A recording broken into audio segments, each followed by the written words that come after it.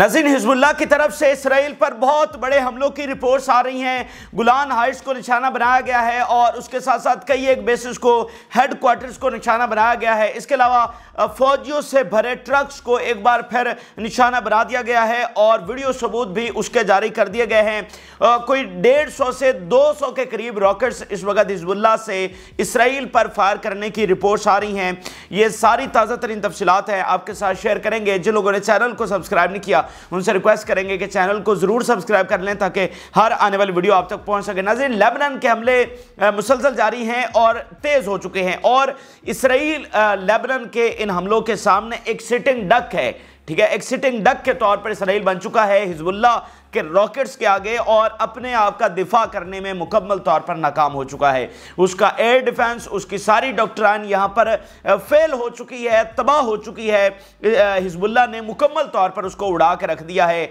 किसी भी national army से भी ज्यादा पावरफुल इस वक्त हिजबुल्लाह साबित हो रही है। सबसे ज्यादा इस वक्त इसराइल को अगर किसी ने नुकसान पहुंचाया है तो वो हिजबुल्लाह है। और हिजबुल्लाह ने इस वक्त बड़े हमले इस तरह से किए हैं कि सबसे पहले रिपोर्ट्स आ रही हैं गुलान हाइट्स के हवाले से, सीरिया का इलाका जिस पर इसराइल ने कब्जा कर रखा है वहां पर निशाना बनाया गया है हिजबुल्लाह। इस वक्त गुलान हाइट्स पर अगर कोई निशाना बना पा रहा है तो वो हिजबुल्लाह है और उसके अलावा इराक की इस्लामिक रेजिस्टेंस है। ये दो और सबसे बढ़कर जाहिर बात हिजबुल्लाह है और उसके बाद दूसरे नंबर पर इराक की तंजीमें आती हैं जो गुलान हाइट्स को हिट कर रही हैं। अच्छा, यहां पर नाज़रीन बता रहे हैं इसराइली मीडिया, ये एक मल्टी डायमेंशन हमला है गुलान हाइट्स के ऊपर। मुख्तलिफ जो मिलिट्री टारगेट्स हैं और कई फौजी अड्डे हैं, 4 से 5 इन टोटल जो फौजी अड्डे हैं उनको निशाना बनाया गया है। तो जनाब, क्या इसराइली मीडिया रिपोर्ट कर रहा है, रॉकेट्स वर fired eight northern Golan without sounding sirens.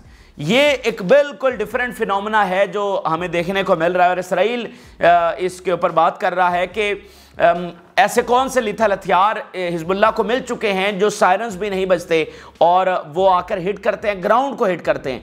अब जैसे जैसे रिपोर्ट्स वहां से आ रही हैं हमें पता चल रहा है कि भाई जो इतने दिनों से हमले जारी हैं उसमें कितना नुकसान हो रहा है और उसमें एयर डिफेंस कैसे नाकाम हुआ है, हिजबुल्लाह के रॉकेट्स मिसाइल कैसे ग्राउंड को जाकर हिट कर रहे हैं। ये रिपोर्ट्स हमारे पास आ रही हैं। इसके अलावा इस्लामिक रेजिस्टेंस ये बता रही है targeting Israeli army military bases in occupied Syrian Golan. उनकी जो बेसिस हैं, एक से ज्यादा बेसिस जो हैं उनको निशाना बनाया गया है गुलान हाइट्स के अंदर। और ये कोई छोटा इलाका नहीं, आप ये ना समझे कि कोई एक छोटा सा इलाका है जिसमें एक आध बेस होगी, ऐसा नहीं है। ये बहुत बड़ा इलाका है और बड़ा खूबसूरत इलाका है। यानी अगर आप इसकी इंटरनेट के ऊपर तस्वीर और वीडियोस देखें तो ये बहुत खूबसूरत है और टूरिस्ट भी एक हद तक जो है उनको अलाउ किया हुआ है। वहां पर दुनिया भर से टूरिस्ट आते हैं और ये बड़ा इंपॉर्टेंट इलाका है, स्ट्रेटेजिकली बड़ा इंपॉर्टेंट है। वैसे भी जो चोटियां होती है ना, पहाड़ी चोटी जो होती है वो स्ट्रेटेजिकली आपके लिए बहुत ज्यादा इंपॉर्टेंट होती है। और ये खासा, अब देखें ना, एक तरफ इसको जॉर्डन, एक तरफ शाम, एक तरफ इसका लेबनान, यानी 3 मुल्कों को ये टच कर रही हैं। इतनी ज्यादा इंपॉर्टेंट और इतना ये बड़ा इलाका। इसी तरह आप देखें वो सिनाई का इलाका जो है, जो मिस्र का है, वो कितना बड़ा इलाका था जिसको कब्जे में लिया था इसराइल ने। यानी बदमाशी है ना, गुलान हाइट्स को कब्जे में लिया हुआ है। इसी तरह इन्होंने सिनाई का जो इलाका था, अच्छा ये सिनाई वही है जहां पर कोहे तूर पहाड़ है और ये सिनाई वही है जहां से हजरत मूसा अलैहिस्सलाम जो है वो समंदर में दाखिल हुए थे। तो उसकी भी बड़ी अहमियत है उस इलाके की। तो उसको भी इन्होंने अपने कब्जे में किया था, लेकिन मिस्र ने उसको वापस ले लिया। सिनाई का बहुत बड़ा इलाका और बहुत इंपॉर्टेंट, तारीख के हवाले से, मजहब के हवाले से बड़ा, तो उसको मिस्र ने वापस ले लिया। तो अब देखें इसमें कि अगर यहां पर शाम भी स्टेबलाइज होता मिस्र की तरह, वहां पर भी एक रेगुलर हुकूमत होती, उस तरह अमेरिका जिस तरह शाम में आकर बैठ गया है मुसाद, अगर वहां पर भी ये हालात ना होते, जैसे मतलब मिस्र बिल्कुल एक स्टेबलाइज कंट्री था तो उसने अपना इलाका वापस ले लिया। अगर सीरिया में ये जंग ना छेड़ी जाती तो सीरिया भी गुलान हाइट्स को वापस ले लेता। ठीक है, आगे चलकर लेगा, उसकी तैयारियां तो वो हो रही हैं, लेकिन कितना टाइम हो चुका है वो नहीं ले सका। और ये सारी चीजें हमें बताती हैं कि शाम को, इराक को, वहां पर ये जंगें क्यों छेड़ी गई, क्यों इनको डिस्टेबलाइज रखा गया। ये सिर्फ और सिर्फ इसराइल को महफूज रखने के लिए, इसराइल की सिक्योरिटी को मेंटेन करने के लिए ये सारी जो जंगें और फसादात हैं वो की गए। प्योरली नाज़रीन, प्योरली ये जो सीरिया वाला मामला है, जो अब देखें ना कि सीरिया और इराक की जंग में मिलियन मुसलमान जो हैं वो लुकमा अजल बने हैं। तो ये किस लिए हुआ? ये सारा इसराइल के लिए हुआ। तो ये जनाब उन्होंने एक पूरी एक डॉक्ट्राइन है कि जो इलाके इन्होंने अपने कब्जे में लिए हुए हैं। तो ये इस वक्त गोलान हाइट्स पर एक जंग शुरू हो गई है। इससे पहले मतलब कई दहाइयों से इस तरह की जंग गोलान हाइट्स पर नहीं देखी गई कि अब एक तरफ से हिजबुल्लाह ने मुकम्मल महाज खोल दिया है, इराक से हमले हो रहे हैं, और अगला कदम जब ये जंग पूरी तरह से फैलेगी तो वो शाम होगा। और मैं आपको बता चुका हूं कि शाम इस तरह से जंग में नहीं आएगा, वो जिस दिन जंग में आया तो फिर शाम नहीं है या इसराइल नहीं है, इस तरह का मामला होगा। तो ये हमला हो गया। इसके अलावा गोलान हाइट्स को यानी बहुत सारी बेसेस और इसके अलावा हेडक्वार्टर्स को निशाना बनाया गया है। इसराइली मीडिया बता रहा है the Habushit site and the 810 brigade headquarters in Maale Golan barracks were targeted with dozens of Katyusha rockets. अब ये रॉकेट्स की तादाद अब गिनते जाइएगा। कई बेसेस को निशाना बनाया है, कई कायतुशवा डजन्स ऑफ कायतुशवा मिसाइलों के साथ जो है हेडक्वार्टर्स को निशाना बनाया है। और फिर आप देखिए आईडीएफ इसराइली आर्मी खुद इस बात की तस्दीक कर रही है कि IDF says 30 missiles were fired at Mount Hermon area in 3 burst. 30 missile जो हैं वो फायर किए गए हैं 3 बस्ट में। ये इसराइली आर्मी जो है वो खुद इस बात की तस्दीक कर रही है। ये माउंट हेमरोन का एरिया, हरमोन का एरिया, ठीक है, माउंट हेमरोन के ऊपर 30 मिसाइल फायर की गई। तो आप जरा गिनते जाइएगा ये कितनी बड़ी तादाद बन रही है, यानी डजन्स ऑफ कायतुशवा हो गए। आइडिया बता रही है एक और एरिया के ऊपर 30 यहां पर फायर हो गए। कई बेसेस को निशाना बनाने के लिए उन्होंने कितने मिसाइल फायर किए होंगे। तो ये इस तरह के बहुत गैर मामूली नौयत के हमले इस वक्त हिजबुल्लाह की तरफ से जारी हैं। फिर नाज़रीन एक और जो बहुत बड़ी खबर सामने आई है वो ये है कि 2 से 3 ट्रक्स को निशाना बनाया गया है और इसकी जो वीडियो है वो भी बाकायदा जारी की गई है। उनकी मूवमेंट हो रही थी और ये रात के वक्त ये निशाना बनाया। बड़ा जबरदस्त ये हमला था क्योंकि ये बॉर्डर से काफी अंदर उनके जो ट्रक्स हैं वो जा रहे थे जिसके अंदर इसराइली फौजी थे, तो उनको जनाब निशाना बनाया गया बहुत प्रिसाइजली, बहुत कामयाब तरीके से। यानी वो बॉर्डर के ऊपर नहीं है कि आप उनको एंटी टैंक मिसाइल फायर कर रहे हैं, गाइडेड मिसाइल जो है वो फायर किए गए हैं, सुसाइड ड्रोन्स उनके ऊपर फायर किए गए और बड़ा कामयाब। उसकी वीडियो भी बाकायदा सामने आ चुकी है, लिहाजा उसको डिनाई करने का कोई ऑप्शन नहीं है इसराइल के पास। बाकायदा वीडियो जारी की गई है किस तरह से ट्रक मूव कर रहे हैं और वहां पर उनको हिट किया गया है। सो ये एक बहुत बड़ा, उस ट्रक में अभी देखना है, अभी थोड़ी देर पहले का ये वाकया है, कितने फौजी हलाक हुए हैं। ये 40-50 भी हो सकते हैं, 20-30 भी हो सकते हैं। और जो अब से 2 दिन पहले जो जहां से आगाज होता है कि 2 ये ट्रक्स को निशाना बना रहे हैं शिबा फार्म्स के अंदर, जो हमने आपको रिपोर्ट किया था और हमने आपको कहा था कि ये इसराइल के लिए ज्यादा तशवीशनाक इसलिए है कि अब ये नया ट्रेंड शुरू हो गया है। अब हिजबुल्लाह अगर इस तरह से ट्रक्स को और व्हीकल्स को निशाना बनाना शुरू हो गई है तो इसराइल ये सिक्योरिटी किस तरह से मेंटेन करेगा, ठीक है। तो अब वो तसलसल हमें देखने को मिल रहा है और ये बहुत गैर मामूली हमले हैं ये जो उनके पर्सनल कैरियर्स के ऊपर हो रहे हैं। अच्छा, इसके अलावा नाज़रीन अगर आप देखिए तो बता रहे हैं missile Salvo in the direction of finger of Galilee and upper Galilee in northern occupied Palestine. अब ये मिसाइल साल्वोज फायर किए गए हैं फिंगर ऑफ गलीली की तरफ एंड अपर गलीली की तरफ, ठीक है। और इसमें भी मतलब एक साल्वो में 8-10 मिसाइल हो सकते हैं। तो ये 2 बड़े इलाके हैं, मतलब अपर गलीली ये कोई छोटा इलाका नहीं, ये बहुत बड़ा इलाका है। तो यहां पर हमला हो गया। फिर अल मायदीन रिपोर्ट कर रहा है fire directed at Israeli target in the western Galilee, ठीक है, fire directed at Israeli target. फिर ना इसराइली मीडिया बता रहा है कि इस वक्त सिचुएशन क्या है बॉर्डर के ऊपर और हिजबुल्लाह के हमलों की सूरत हाल में किस तरह का माहौल वहां पर बना हुआ है। There is very high alert in north now but there is no change in directives. इस वक्त हाई अलर्ट है, ठीक है, और नो चेंज इन डायरेक्टिव्स के जो इसराइली आर्मी की जानिब से बताया गया है कि ऐसे रहना है, शेल्टर में चले जाएं, इवैक्यूएट कर जाएं, वापस नहीं आना, रोड्स क्लोज हैं। इसराइली मीडिया को जो डायरेक्शंस हैं कि चीज़ों को उस तरह से पब्लिसाइज नहीं करना, अगर कोई बड़ा हमला होता है तो उसको रिपोर्ट नहीं करना। तो ये वो कह रहे हैं कि हाई अलर्ट है एंड जो डायरेक्टिव्स हैं उनमें कोई चेंजिंग नहीं है। फिर नाज़रीन आप देखिए कितना बड़ा इंकशाफ खुद इसराइली मीडिया कर रहा है। About 10% of the homes in Metula are no longer in use and what raises concern is the social collapse of the towns. Metula की जो सेटलमेंट है ये एक बड़ा शहर आप इसको कंसिडर कर सकते हैं, तो उसके अंदर 10% होम्स वो रहने के काबिल ही नहीं है। यानी सैकड़ों घर, सैकड़ों, वो रहने के काबिल ही नहीं है। इतने ज्यादा हमले हिजबुल्लाह ने किए हैं, ये आज हमारे सामने रिपोर्ट आ रही है। अच्छा, ये 10% वो हैं जो रहने के काबिल ही नहीं है, बाकी बहुत सारे ऐसे हैं जिनको हिट किया होगा, लेकिन ये तो वो है ना जो मलबे का ढेर बन गए और रहने के काबिल ही नहीं है। कुछ ऐसे होंगे जिन पर मिसाइल आकर टकराए हैं और वो डैमेज हुए हैं, ठीक है, उनका एक हिस्सा डैमेज हो। ये वो हैं जो मलबे का ढेर बन गया। आप अंदाजा लगाइए, म्यूटुल्ला एक इतनी इंपॉर्टेंट सेटलमेंट इनकी वहां पर, यानी आज हमारे सामने ये रिपोर्ट सामने आई है कि हिजबुल्लाह के मिसाइल इतने लीथल और इतने घातक साबित हो रहे हैं कि वो किस तरह, ये एक सेटलमेंट की रिपोर्ट है कि 10% वहां पर रहने के काबिल ही नहीं है, बाकी कितनों को डैमेज किया होगा और पता नहीं क्या क्या नुकसान किया होगा। तो आप मुझे बताइए, जब ये वाली रिपोर्ट्स इसराइलियों को तो पता है, वो अब कैसे अपनी रियासत के ऊपर यकीन करेंगे और कैसे वापस आएंगे? ये जो हमें रिपोर्ट्स आती रहती हैं कि जी इसराइलियों का सर्वे आ गया, वो कह रहे हैं जी हम नॉर्थ में वापस नहीं जाएंगे, हम दोबारा से लेबनान बॉर्डर पर वापस नहीं जाएंगे, हम हमेशा के लिए वहां से लीव कर रहे हैं।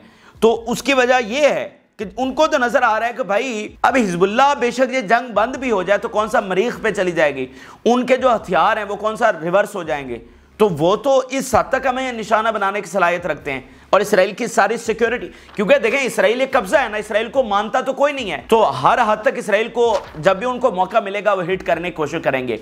तो इसराइल को महफूज रखने का तरीका ही यही है कि उनको मौका ही ना दिया जाए हिट करने का। तो अगर आज उनके पास मौका आ गया है और ताकत आ गई है हिट करने की, यानी ये कोई नॉर्मल मामला तो नहीं है, नॉर्मल रियासत तो नहीं है कि साइड बाय साइड रह रही हैं, ठीक है, ये तो कब्जा है और कब्जे को छुड़ाने के लिए जब जब मालिकों को मौका मिलेगा, वारसों को मौका मिलेगा, वो छुड़ाने के लिए आएंगे। तो डॉक्ट्राइन क्या है कि वारसों को ये ताकत ही ना दो, वारसों को इस काबिल ही ना बनाओ, उनको इस काबिल होने ना दो कि वो आकर तुम पर हिट कर सकें। तो आज अगर वारिस काबिल हो गए हैं तो फिर तो आपकी डॉक्ट्राइन फेल हो गई है, ये कोई रियासत थोड़ी है, ये तो कब्जा है।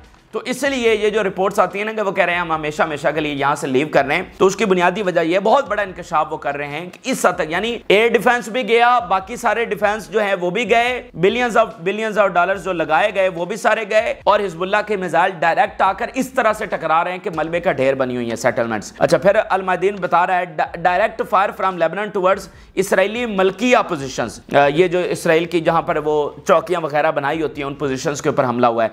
Missile Salvo targets the occupied territories in eastern sector. तो ये इस वक्त नाज़रीन हिजबुल्लाह के हमले हैं और जो कि जारी हैं और मुसलसल बढ़ते चले जा रहे हैं। अभी भी अगर मैं आपको बताऊं नाज़रीन, तो अभी भी जो डेलीगेशंस हैं वो लेबनान के अंदर बैठे हुए हैं, अमेरिकी डेलीगेशन लेबनान के अंदर बैठा हुआ है अभी भी, और एक बहुत बड़े डिप्लोमेट हैं एमोस हॉचिसन, वो इस वक्त लेबनान में बैठे हुए हैं, और हिजबुल्लाह को कहा जा रहा है कि वो पीछे हट जाएं, वो बॉर्डर से पीछे चले जाएं, वो हमले कम कर दें, ठीक है, लेकिन हिजबुल्लाह को रोकने में वो पूरी तरह से नाकाम है। और नाज़रीन मैं आपको बताऊं कि ये जो हिजबुल्लाह जंग लड़ रही है ना, ये कोई आसान जंग नहीं है, इसमें बहुत कम्प्लेक्स जंग है और बड़े मुश्किल फैसले हैं भाई। ये जो हिजबुल्लाह ने स्ट्रेटजी अपनाई है ना, फिलहाल वो ऑल आउट वॉर के अंदर नहीं गई, ये एक ऐसी टेक्निक और एक ऐसी हिकमत अमली जो किसी ने एक्सपेक्ट नहीं की थी। इसराइल की ये कैलकुलेशन से बिल्कुल उलट थी कि हिजबुल्लाह इस तरह की हिकमत अमली के साथ आएगी कि वो हमें डैमेज भी करेगी और ऑल आउट वॉर के अंदर भी नहीं आएगी। ये बड़ा कम्प्लेक्स फैसला था जो हिजबुल्लाह ने करना था। देखें, हिजबुल्लाह को अगर आप देखें, अगर हिजबुल्लाह पहले दिन से ही ऑल आउट वॉर के अंदर आ जाती तो ये जो इसराइल को नुकसान हुआ है ना, इसराइल की आलमी सतह के ऊपर आइसोलेशन हुई है, इसराइल का जिस तरह से इमेज तबाह हुआ है, ये नहीं होना था। अगर हिजबुल्लाह पहले दिन से जंग में आ जाती तो क्या होता? गजा से तवज्जो हट जाती, फलस्तीन कॉज से तवज्जो हट जाती। ये बात बहुत इंपॉर्टेंट है। ये जंग अगर एक्सिस ऑफ रेजिस्टेंस ने जीती है और पूरे के पूरे अरब इसको नहीं जीत सके तो उसकी वजह क्या है? आप तारीख देखें, अभी भी जब आप पढ़ते हैं तो अरब वॉर के बारे में आप पढ़ते हैं, वो फलस्तीन कॉज, इसमें वो चीज को मलहूज़े खातिर रखा गया है कि बात ज्यादा से ज्यादा मीडिया टॉक, ज्यादा से ज्यादा टॉक शोज और सारा मीडिया की जो तवज्जो है वो गजा के ऊपर होनी चाहिए, फलस्तीन कॉज के ऊपर होनी चाहिए, ना कि इधर जंगों के ऊपर हो जाए। देखें, अगर हिजबुल्लाह जंग कर रही होती तो मीडिया की सारी डिबेट्स हैं वो हिजबुल्लाह वॉर के ऊपर होती। फिर जो इसराइल आइसोलेट हुआ है अपने इत्तेहादियों से, वो कभी आइसोलेट ना हो पाता। पहले दिन से इसके इत्तेहादी बरह रास्त आते इसको बचाने के लिए, उनके पास एक जवाब होता, ठीक है। और अगर आप सोचते हैं कि हिजबुल्लाह के आने से जो इसराइल की इंटेंशन थी कि गजा में वो कोई कत्लेआम रोक लेता, तो ये इस तरह से नहीं होना था। ये बात आप आप ज़हन में रखें। तो मुश्किल फैसले थे, बहुत मुश्किल और कंप्लेक्स फैसले थे, जिसमें आपके पास 100% नताइज आप कंट्रोल नहीं करते। आप एक फैसला करते हैं जो आपको बहुत बेहतर लगता है और उस फैसले के ऊपर जाते हैं, जो कि हिजबुल्लाह ने किया। बाकी गजा में जो कुछ हुआ वो पूरी इंसानियत का फेलियर है। और जैसा कि मैंने आपको बताया कि अगर कोई फुल स्केल जंग छेड़ भी देता है एक्सेस ऑफ रेजिस्टेंस में से, तो जो इसराइल ने करना था वो कर गुजरना था। अगर इसराइल को किसी ने रोकना था तो वो दुनिया के प्रेशर ने रोकना था, वो रोकना था ओआईसी ने। जब पहला इजलास हुआ और अगर उस दिन तेल बंद हो जाता तो उससे इसराइल ने रुकना था, इस तरह के इकदाम से रुकना था, ठीक है, फुल स्केल जंग छेड़ने से नहीं रुकना था। अभी तो चूंकि मामला दूसरी तरफ चले गए, रफा ऑपरेशन हो रहा है, बाकी तो अब तो एक ऑल आउट वॉर का मामला पैदा हो गया ना, और अब तो हिजबुल्लाह आ रही है। लेकिन ये जो बड़े पर्दे के ऊपर इतनी बड़ी सक्सेस और इसराइल को इतनी आइसोलेशन, इतनी नाकामी और तबाही, टोटल डिजास्टर, टोटल लॉस, ठीक है, जो हुआ है वो इस सारी हिकमत अमली के ऊपर हुआ है कि गजा से तवज्जो नहीं हटने दी गई, फलस्तीन कॉज से। ईरान ने भी जो उसका मामला बना उसमें बड़ी हिकमत अमली के साथ उसने, अब देखिए जब ईरान का मामला चल रहा था सारी तवज्जो ईरान के ऊपर चली गई, गजा दरमियान में से माइनस हो गया, ठीक है। इवन आप लोग मैसेजेस करते थे कि जनाब गजा के ऊपर हमें अपडेट्स नहीं आ रही। तो अब देखिए ना कैसे मीडिया का ध्यान शिफ्ट होता है जब एक बड़े स्केल के ऊपर जंग चल रही थी। हालांकि ईरान का मामला है तो बरह रास्त गजा के साथ ही लिंक है ना, लेकिन फिर भी मीडिया डिबेट्स तो चेंज होती हैं। तो ये हिकमत अमली है कि गजा से ध्यान नहीं हटने देना, फलस्तीन कॉज से ध्यान नहीं हटने देना, जो कि इसराइल चाहता है, जो कि उसके इत्तेहादी चाहते हैं कि हटें। अब आप कहेंगे कि भाई इसराइल मुकम्मल जंग में क्यों नहीं चला गया लेबनान से, अभी तक उसने इतना इंतजार क्यों किया? उसकी वजह यह है कि अमेरिका ने उसको ग्रीन लाइट नहीं दी। अमेरिका यह समझता है कि हिजबुल्लाह से जंग बहुत महंगी पड़ेगी, इसलिए वो खुद कंफ्यूज है और जंग नहीं करना चाहता। इसलिए उसको, तो इसराइल जो है वो अमेरिकी ग्रीन लाइट के बगैर जंग तो नहीं कर सकता, तो इसीलिए अमेरिका की ग्रीन लाइट के बगैर इसराइल जंग में नहीं छेड़ सका। हालांकि नेतन्याहू चाहता है हिजबुल्लाह से मुकम्मल जंग छेड़ना ताकि ये प्रेशर शिफ्ट हो, वो ईरान से भी बराह रास्त जंग चाहता है, लेकिन वहां पर भी उसको अमेरिकी ग्रीन लाइट नहीं मिली, यहां पर भी नहीं मिली। तो ये, और इधर हिजबुल्लाह क्यों नहीं आई वो वजह मैंने आपके सामने रख दी है। तो ये एक बहुत बड़े एक टेक्निक है, एक बहुत बड़ी हिकमत अमली है जिसके ऊपर हिजबुल्लाह चल रही है। लेकिन अभी अगर ये जो इस वक्त आखिरी कोशिश हो रही है मुज़ाकरात की, अगर वो कामयाब नहीं होती तो फिर हम एक मुकम्मल जंग देखने जा रहे हैं। काफ़ी इसमें अब टाइम गुजर गया, ये पुरानी हिकमत अमली थी, अब ज़रा हिकमत अमली डिफरेंट है। अच्छा, अब नाज़रीन हम आपके सामने वेस्ट बैंक की सूरत हाल रखने जा रहे हैं, वहाँ पर क्या हो रहा है और वेस्ट बैंक में क्लैशेस हो रहे हैं। जैसे जैसे गज़ा में कशीदगी बढ़ रही है, रफ़ा का मामला करीब आ रहा है, तो इसी तरह वेस्ट बैंक है। अच्छा, वेस्ट बैंक के अंदर पहले जो एक बड़ी गैर मामूली चीज़ हमें देखने को मिल रही है और इसराइल इसमें बहुत तशवीश में मुब्तला है और इस चीज़ को रोकने का उनके पास कोई सिक्योरिटी प्लान नहीं है, वो ये है कि इसराइली वजीरों के ऊपर हमले शुरू हो गए। और हमले किस तरह के हुए हैं? कार एक्सीडेंट हो रहे हैं। इससे पहले बेन गवर का हुआ तो कहा गया कि ये एक नॉर्मल जैसे हो जाता है कार एक्सीडेंट, तो ये है। लेकिन आज एक और वजीर के ऊपर हमला हो गया, ये कार एक्सीडेंट हो गया, ठीक है। ये 48 घंटों के अंदर दूसरा कार एक्सीडेंट है जो कि वेस्ट बैंक के अंदर हो रहा है। तो अब ये समझ आ रही है उनको कि अच्छा, ये तो नॉर्मल कार एक्सीडेंट नहीं है, ये तो हमारे वजीरों के ऊपर हमला शुरू हो गया। और बेन गवर की कार को आकर किसने हिट किया वो भी अभी तक पता नहीं चल सका। और ये हाइम बतौन मिनिस्टर हैं, इसकी कार को आकर किसी ने हिट किया और ये उसमें बहुत ज़्यादा ज़ख्मी हुआ है, सीरियस इंजरी इसकी हुई है। तो वो जनाब अब तवातुर के साथ इनके ऊपर हमले शुरू हो गए, यानी जिसको रैमिंग अटैक कहते हैं कि व्हीकल को एज आप वेपन इस्तेमाल करते हैं, तो वो इसराइल के साथ होना शुरू हो गया है। तो अब वो कह रहे हैं कि भाई इस तरह की सिक्योरिटी को कैसे मेंटेन किया जाएगा। देखें, दुनिया में इस तरह के कोई सिक्योरिटी तो नहीं है, मतलब दुनिया को इस तरह का तजुर्बा कर रही हो कि इस तरह की गैर कानूनी आबादकारियां हों, साइड बाय साइड दो नेशंस रह रही हों और उनके अंदर आबादकारियां, ऐसा तो कहीं दुनिया में है ही नहीं। तो ये तो सिर्फ वेस्ट बैंक के अंदर है, तो इसलिए इसकी सिक्योरिटी को आप नहीं मेंटेन कर सकते जब यहां के लोग उठ खड़े हों और जब वो प्लान कर लें कि उन्होंने आप पर आकर हमला करना है। यानी आप इसको उसी सूरत में मेंटेन रख सकते हैं जैसे पिछले 20 सालों में रखा हुआ है, ठीक है, कि वो उठते ही नहीं है, वो हमले ही नहीं करते। तो इसी सूरत में आप मेंटेन रख सकते हैं। जब वहां पर एक मुसल्लह जिद्दोजहद शुरू हो जाएगी तो फिर आपके पास कोई सिक्योरिटी प्लान नहीं है, फिर आप उसको नहीं रोक सकते। जैसा कि इस वक्त वहां पर सूरत हाल हो गई है, वहां से फलस्तीनी आ रहे हैं, यूथ उठ रही है और आकर इनकी चेक पॉइंट्स, इनके सेटलमेंट्स के ऊपर हमले कर रही है। और अब ये नया फिनोमेना देखने को मिल रहा है और ये अब देखिएगा 48 घंटों के अंदर दूसरा हमला है। तो इसराइल के अंदर ये काफी खौफ पाया जा रहा है। अब पता नहीं इससे आगे कौन कौन से हमले हैं जो हमें देखने को मिलेंगे, और अब वजीर इस तरह से आसानी से यरूशलेम में और इधर उधर वेस्ट बैंक में घूम नहीं सकेंगे। ये जो बैन गवर जाता है ना उधर बदमाशी करने, तो अब इसका भी मक्खू ठप्पा गया है वहाँ पे। अच्छा, अब मैं आपके सामने वेस्ट बैंक की जो तफसीलात हैं वो रखने जा रहा हूँ। 2-3 बड़े रिपोर्ट्स आई हैं, उससे आपको अंदाज़ा हो जाएगा सूरत हाल का।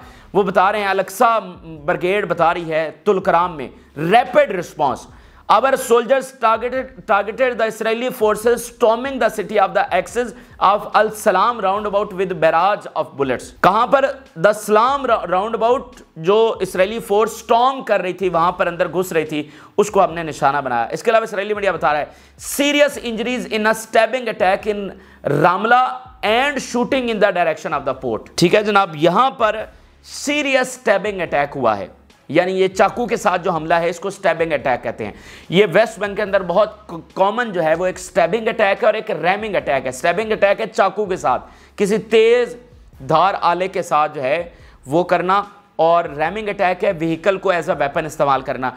चूंकि वहां पर उनके पास उस तरह से असलहा तो नहीं है, वो तो अब कुछ ना कुछ आना शुरू हुआ है, तो वहां पर ये इस तरह के अटैक्स होते हैं, rhyming attack and stabbing attack. तो बड़ा सीरियस कोई हुआ है किसी इनके ऑफिशियल के ऊपर। फिर अल कुदस ब्रिगेड और जैनन ब्रिगेड ये बता रहे हैं our mujahideen were able to target the Israeli military checkpoints with heavy barrage of bullets. तो उनकी एक चेक पॉइंट है, इसको हैवी बराज ऑफ बुलेट्स के साथ जो है वो निशाना बनाया गया है।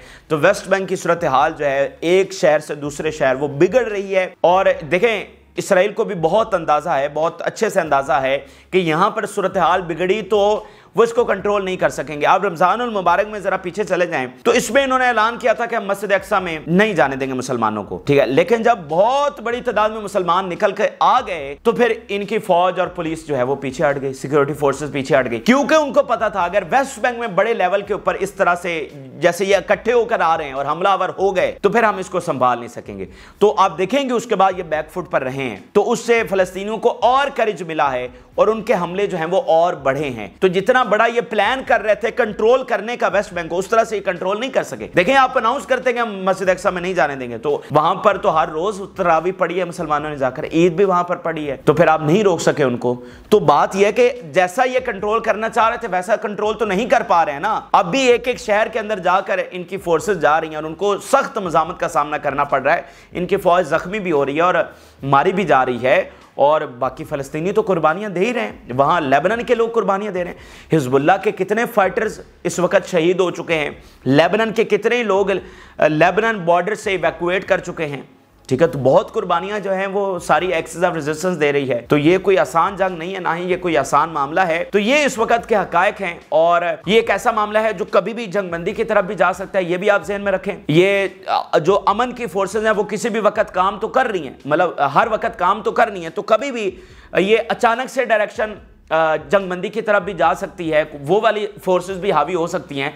लेकिन जंगबंदी हो जाए, आधी जंगबंदी हो, मुकम्मल जंगबंदी हो, ये ऐसा नहीं होगा कि जंगबंदी भी हो जाए तो सब जो है वो घरों में बैठ जाएं। ये एक जब तक इसका फाइनल अब सोल्यूशन नहीं हो जाता ये मामला खत्म नहीं होगा। पहली बात तो ये है कि मौजूदा सूरत हाल को देखते हुए हमें बहुत बड़ी लड़ाई वाज़ेह नजर आ रही है, आप देख रहे हैं। लेकिन अगर कहीं पर जंगबंदी भी हो जाती है तो फिर भी उसके बाद क्या होगा, इसराइल का सरेंडर होगा और आज़ादी फ़लस्तीन होगी, उससे कम पर तो बात बनने वाली नहीं है। और जिन्होंने ये गजा में जो कुछ किया है उनको इसकी सजा भुगतनी पड़ेगी, इससे कम पर बात नहीं बनेगी। ये इस वक्त के अहम तरीन और ताज़ा तरीन हक़ाइक़ हैं जो आपके साथ शेयर किए। आप अपनी राय ज़रूर आगाह करें। जिन लोगों ने चैनल को सब्सक्राइब नहीं किया उनसे रिक्वेस्ट करेंगे कि चैनल को ज़रूर सब्सक्राइब कर लें ताकि हर आने वाली वीडियो आप तक पहुँच सके। इजाज़त, अल्लाह हाफ़िज़।